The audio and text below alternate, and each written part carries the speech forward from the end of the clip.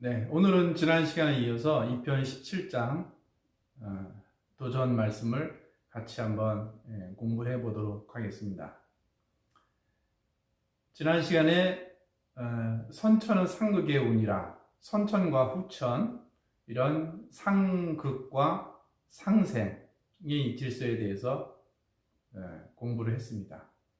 자, 2절에 보면 이 상극의 이치가 인간과 만물을 맡아서 하늘과 땅의 전란이 그칠 수 없었다.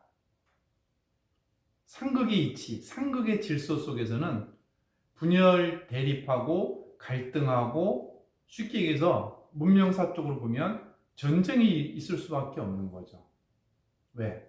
그런 전쟁의 과정을 거치면서 문명이 성장해 왔다는 거죠. 그러면서 그런 갈등을 거치면서 좀 더 진보된 학문이 나오고 진보된 문명이 나오고 이런 과정을 거쳐왔던 거죠. 그러나 이런 상극의 이치가 인간 사물을 맡았다는 거죠. 이 선천의 문명의 질서 자체가 상극의 질서로 돌아가는 과정 속에서 하늘과 땅의 전란이 그칠 수 없었다는 거죠. 이 문명, 땅에 있는 이 문명의 전란이, 전쟁과 갈등의 역사. 어떻게 보면 이 문명의 성장, 발전사는 전쟁의 역사다. 이렇게 설명을 할 수도 있는 거죠. 근데 이 도전 말씀에 보면 좀 놀라운 사실인데, 하늘과 땅에 전란이 그칠 수 없었다. 이렇게 얘기하는 거죠. 하늘의 문제가 나오는 거죠. 우리는 단순하게 하늘 그러면 천국과 지옥 아니면 연옥 이런 정도로 생각을 해왔고, 아니면 죽으면 끝이지 천국이 어딨어 이렇게 아예 하늘에 대해서 무지몽매한 소리를 해왔다는 거죠. 그리고 또 단순하게 천국과 지옥 이분법적으로 이렇게 생각을 해왔는데, 나중에 이제 하늘에 대해서 설명을 드리겠지만, 이 전란이 그칠 수 없었던 이 갈등의 이런 문제가 땅의 문제뿐만이 아니고 하늘, 신도의 세계도 마찬가지 이런 질서가 지배하고 있었다. 지배해왔다. 지배하고 있다. 이런 놀라운 말씀이죠. 하늘과 땅이 전란이 그칠 수 없었다. 물론 그 과정 속에서 상극의 질서 속에서 원과 한이 맺히고 쌓이는 거죠. 이 선천은 성장을 해왔지만 점점 더 발전하고 점점 더 화려한 문명을 꽃피워왔지만 그 내면 속에는 점점 더 원과 한이 맺히고 쌓이고 상극의 질서로 인한 울부짖음과 눈물이 더 맺히고 쌓여왔다고 하는 거죠. 굉장히 양면성이 있는 거죠. 항상 모든 것을 바라볼 때 음과 양의 양면적인 측면, 양면성을 가지고 바라봐야 정확하게 종합적으로 바라볼 수가 있는 겁니다. 음양론적인 사고를 하는 게 굉장히 좋습니다. 그래서 이 천하를 원한으로 가득 채웠다는 거죠. 무슨 말이냐면 이 선천의 봄과 여름을 살아오면서 성장을 해왔지만 그 원고한이 폭발하기 일보 직전의 극한 상황으로 와 있다는 거죠.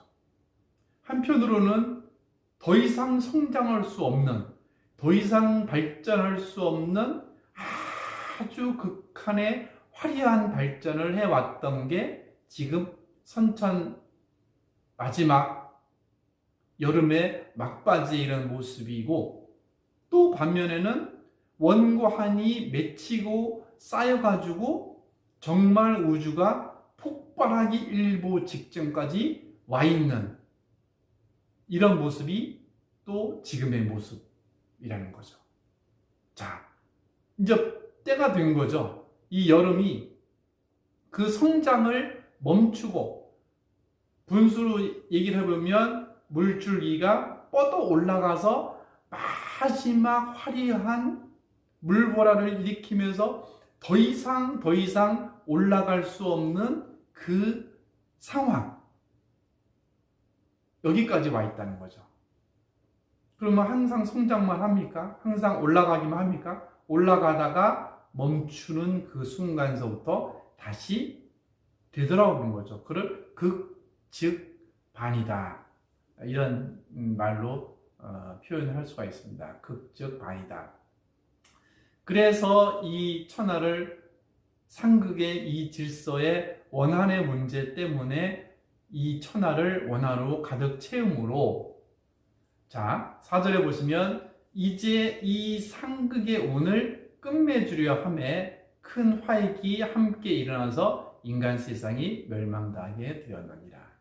큰 화익이 함께 일어난다는 얘기죠. 이 상극의 운을 끝맺으려고 하는데 이 상극의 질서에서 상생의 질서로 넘어가는 과정 속에서 큰 화익이 함께 일어난다는 거죠. 왜 화익이 함께 일어날까요? 이 화익의 근본적인 원인은 뭘까요? 원과 한이죠. 이 원과 한은 단순하게 내가 죄를 지었잖아요?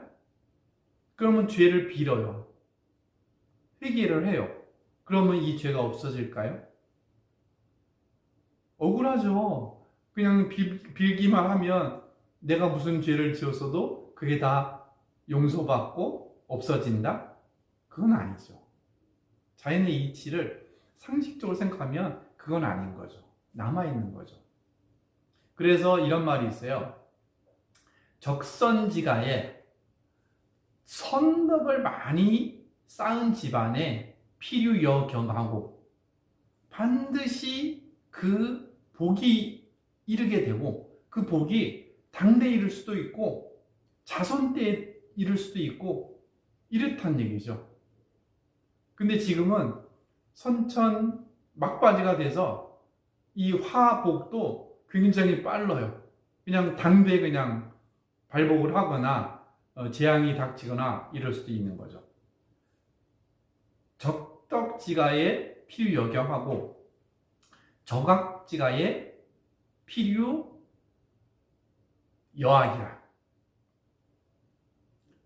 이 적선지가 그 다음에 이 적악지가 악을 행하는, 악을 쌓는 이런 집안에는 반드시 거기에 따른 벌, 거기에 따른 재앙이 따르게 된다. 이런 말씀이죠. 그래서 이거는 인생을 그냥 당대 내 인생만 잘 먹고 잘 살면 되는 거야. 뭐 죽음이라는 게 어디 있어? 뭐 죽음은 끝이 아니야? 끝나는 거 아니야? 잘 먹고 잘 살면 되는 거지. 엔조이 하면서 이렇게 생각을 하면 큰 잘못이죠. 내가 하는 말과 내가 하는 행동은 내 인생에 큰 영향을 미칠 뿐만 아니라 이것이 자기의 아들, 딸, 자손에게까지도 미친다는 거죠. 적선을 하게 되면, 덕을 쌓게 되면 그 덕이 후대까지 미치게 되는 거고, 그 다음에 악을 짓게 되면 그것이 후대에까지 영향을 미친다는 거죠. 이게 이제 신도적인 개념이 있어야 돼요. 조상과 나와의 관계, 나와 자손의 관계. 나와 자손의 관계는 조상과 나의 관계인 것처럼 이렇게 철균으로 이어진 이런 삶과 죽음, 신도와 인간과의 이런 관계, 이런 것들을 이해를 하셔야 좀 전체적인 그림을 그리실 수가 있습니다. 그래서 이 큰 화익이 함께 일어나서 인간 세상이 멸망당하게 된 거죠. 이 문명이 멸망당한다라든지 전쟁이 일어난다라든지 이런 것들은 음양사고로 하는 거 항상 양면적으로 보시라 말씀을 드렸잖아요. 어떤 면으로 보면 굉장히 파괴적이고 아주 비참하고 종말적인 그런 모습이 한편으로는 보이죠. 그런데 이런 전쟁을 통해서 또 질병 대란을 통해서 어떤 자연의 큰 변국을 통해서 또 거기서 발전을 하는 이런 음양의 문제가 다 밝음과 어둠의 이런 문제가 다 드러나는 거죠. 그래서 이런 재앙처럼 느껴지는 이런 그 병난이라든지 전쟁의 문제라든지 아니면 자연의 격변, 천재지변의 문제라든지 이런 것들이 이 선천 말대에 여름을 끝맺으려 하는 그런 절망적인 모습으로 우리에게 다가오고 있고, 우리는 그런 굉장한 격변의 시간대를 살고 있지만 이런 것들이 새로운 후천의 질서를 열어가는 과도기적 상황이다, 이렇게도 볼 수가 있는 거죠. 그거를 진리적인 차원에서 보면 해원의 과정이다, 해원의 시간대다. 쉬운 말로 따지면 살풀이를, 원과 한은 풀어내지 않으면 이게 없어지는 게 아니에요. 이 선천 5만 년 동안 맺히고 쌓였던 그 많은 사람들, 그 수없이 헤아릴 수 없는 그런 원한의 문제들, 이게 풀어질 수가 있을까요? 한순간에? 또 이 문제를 풀지 않고 새로운 세상이 온다는 것이 과연 이게 있을 수가 있을까요? 해원의 과정을 거치는 거죠. 우리가 말로만 상생 떠들지만 그 상생이라고 하는 것은 해원의 과정을 거치면서 이 선천의 이 상극의 질서를 끝매듭 짓는 그런 대전환기적인 파국적인 그런 상황과 함께 해원의 과정을 거치면서 우리가 꿈꿔왔던, 그러면서 우리가 꿈꿔왔던 것이 천지자연의 질서 변화와 맞물리면서 우리에게 다가오는 후천의 상생의 문화가 열리면서 진정한 우리가 꿈꿔왔던 유토피아, 조화 선경, 천국, 극락 정토, 도솔천, 이런 이상적인 세계를 우리가 맞이할 수가 있다, 이렇게 볼 수가 있는 거죠. 이 과정이 얼마나 스케일이 크냐 하면 인간만의 문제가 아니에요. 천지신명의 문제와도 같이 결부가 돼 있어요. 그래서 인간 세상보다 신도가 좀 앞서가거든요. 그러면 신도에서는 천지신명들이 있는 거죠.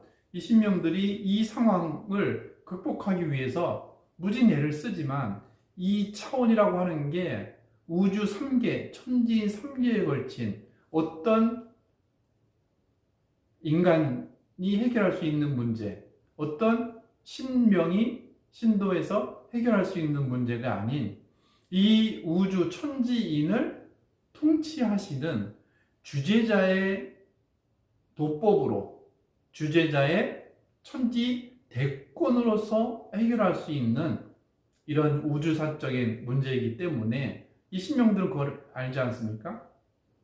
그래서 6절에 보시면은 천지 신명들이 이를 근심하고 불쌍히 여겨서 구원해 주고자 하였으되 아무 방책이 없으므로. 안 되는 거죠. 역부족이란 얘기죠. 신도에서 신명들의 권능으로는 역부족인 문제. 그 말은 뭐냐면 천지인 3개에 걸친 그런 엄청난 문제, 선천이 끝매듭을 짓고 후천을 열리는 이런 문제, 선천이 5만 년 동안의 원과 한을 끌어내야만 하는 이런 문제이기 때문에 천지 신명의 힘으로도 역부족인 상황이기 때문에 아무 방책이 없다는 거죠. 그래서 구천에 있는 나에게, 나라고 하는 것은 우주의 3개 대권을 주재하시는 그분이죠. 그분은 여러분들이 신앙하는 하나님이 될 수도 있고, 천주님이 될 수도 있고, 상제님이 될 수도 있고, 하늘님이 될 수도 있고 옥황상제가 될 수도 있는 거죠. 이름은 다를 수가 있어요. 왜? 문명이 발전한 터전에 따라 가지고 가르침도 다르고 또 언어도 다른 것처럼 그런 우주의 통치자 아버지에 대한 호칭도 다를 수가 있는 거예요. 호칭이 다르다고 해서 전혀 다른 분인가? 그건 아니죠. 그래서 이 나에게 우주의 통치자, 우리 우주의 주제자 하나님께 이 천지 신명들이 와서 호소하여 왔다는 거죠. 이 인간들의 문제, 이 천지인의 이런 문제를 해결해 주십사라고 천지 신명이 매달려 왔다는 거죠. 우주의 주제자에게. 그래서 이제 내가 큰 화를 작은 화로 막아 다스리고 주와 성경을 열려 하노라. 이 여름은 음양 오해용으로 따지면 불이거든요. 화려한 불의 문명이에요. 즉 여름이랑은 봄은 목화 토 금수를 오행이라고 하잖아요. 거기서 막 스프링 태어나는 뭔가 시작되는 파릇파릇하게 문명이 시작된 이런 기운을 목이라고 이야기를 하고 그게 막 분열해서 발전하고 화려하게 피어오르는 이런 것들을 화다 이렇게 표현을 하거든요. 그 다음에 이제 가을은 금이라고 표현해요. 금이라고 하는 질적으로 화하고는 아주 상극이에요. 불은 아주 뜨거운 화려한 이런 그 모습인 반면에 금이라고 하는 것은 아주 냉정하고 차갑고 정의로운 이런 모습이거든요. 그래서 이 화하고 금하고는 아주 상극, 우리가 보통 누구하고 누구는 상극이다 이런 말을 쓰지 않습니까? 아주 상극이에요. 그래서 불과 금이 만나면 깨지게 돼 있어요. 절단이 나게 돼 있어요. 거기에 중재자인 토가 들어가지 않으면 이 불과 금은 완전히 부딪혀서 폭발해서 그냥 작살이 나는 거죠. 깨져버리는 거죠. 거기에 토의 덕성을 지닌 그분이 우주의 주제자가 이 토의 덕성을 지니고 있는데 10토죠. 그 토가 중재를 해서 화와 금이 맞부딪혀 가지고 깨지지 않게 중간 징검다리 역할을 하는 거거든요. 그게 화하고 금이 그냥 맞부딪히면 큰 화가 일어나서 우주가 완전히 공중분해되는, 깨져버리는, 지구로 따지면 핵폭탄이 수백 개가 터져가지고 지구가 깨져버리는 이런 상황. 이게 이제 금의 상황인데 이거를 작은 화로서 막아 다스린다고 하는 거죠. 그래서 이 토의 덕성을 가지고 토가 목화금수를 주재하거든요. 통치하고 조율을 하거든요. 토의 자리가. 그러면서 10토라고 하는 이 우주를 목화금수를 통치하기도 하고 컨트롤하기도 하는 거거든요. 이 토의 덕성을 지닌 우주의 주제자가 개입을 하셔가지고 화와 금이 맞부딪혀서 깨지는 큰 화를 막아 다스리면서 작은 화로 막아 다스리면서 화에서 여름에서 가을로 연착륙을 할 수 있게끔 하신다는 거죠. 그게 이제 8절의 이런 뜻인데 그럼에도 불구하고 우리가 살아가면서 접하는 이 21세기 이런 문명을 보면 격변의 시간대죠.